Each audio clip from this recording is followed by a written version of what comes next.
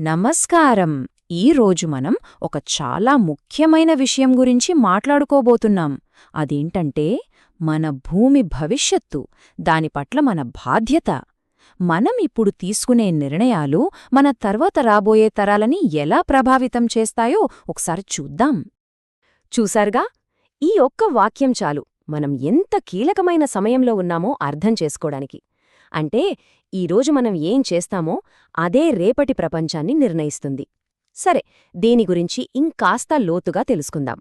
ముందుగా ఈ సమస్య మనల్ని నేరుగా అంటే వ్యక్తిగతంగా ఎలా టచ్ చేస్తోందో చూద్దాం.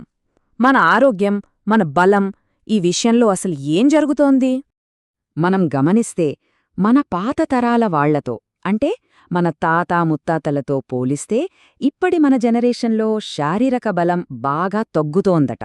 ఇది మన రోజువారీ జీవితంలో కూడా చూస్తూనే ఉంటాం కదా. ఇక్కడే అసలు ప్రశ్న మొదలవుతుంది. మన పరిస్థితి ఇలా ఉంటే మరి మన తర్వాత వచ్చే తరాల సంగతేంటి? మన పిల్లల భవిష్యత్తు, వాళ్ల పరిస్థితి ఇంకా ఎలా తయారవుతుంది? ఇది నిజంగా మనందరం ఆలోచించాల్సిన విషయం. సరే, వ్యక్తిగత స్థాయి నుంచి ఇప్పుడు కొంచెం పెద్ద చిత్రానికి వద్దాం. అదేంటంటే అభివృద్ధి, వినాశనం అనే రెండు పక్కపక్కనే ఎలా నడుస్తున్నాయో చూద్దాం. నిజమే, సైన్స్ అండ్ టెక్నాలజీలో మనం సాధించిన విజయాలు అన్నీ ఎన్ని కావు. ఎన్నో అద్భుతాలు సృష్టించాం. ఇది మానవజాతి గర్వించదగ్గ విషయం. ఇందులో ఎలాంటి సందేహం లేదు. అయితే అదే తెలివితేటలతో మనం ఇంకో పని కూడా చేస్తున్నాం. అదే పర్యావరణాన్ని నాశనం చెయ్యడం. వినడానికి కొంచెం కష్టంగా ఉన్నా ఇదే కఠినమైన నిజం. మనం సాధిస్తున్న అభివృద్ధికి మనం చెల్లిస్తున్న భారీ మూల్యమిది. ఈ విధ్వంసం ఎక్కడిదాకా వెళ్ళిందంటే మనం పీల్చే గాలి, తాగే నీరు, మనం తినే తిండి, పండే నేల, ఇలా ఒకటేంటి మన ప్రాణానికి ఆధారమైన ప్రతి ఒక్కదాన్ని మన చేతుల్తోనే పాడుచేస్తున్నాం. అన్నిటికన్నా బాధాకరమైన విషయమేంటంటే ఇంత పెద్ద తప్పు చేస్తున్నామని తెలిసికూడా దాన్ని సరిదిద్దడానికి మనం తీసుకుంటున్న చర్యలు చాలా అంటే చాలా తక్కువ.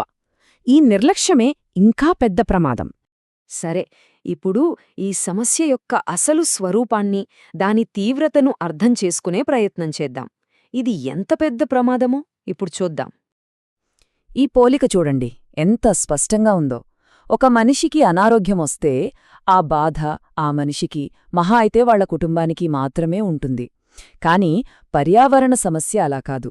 అది మొత్తం భూమి సమస్య, దానిమీద బతికే ప్రతి ప్రాణి సమస్య.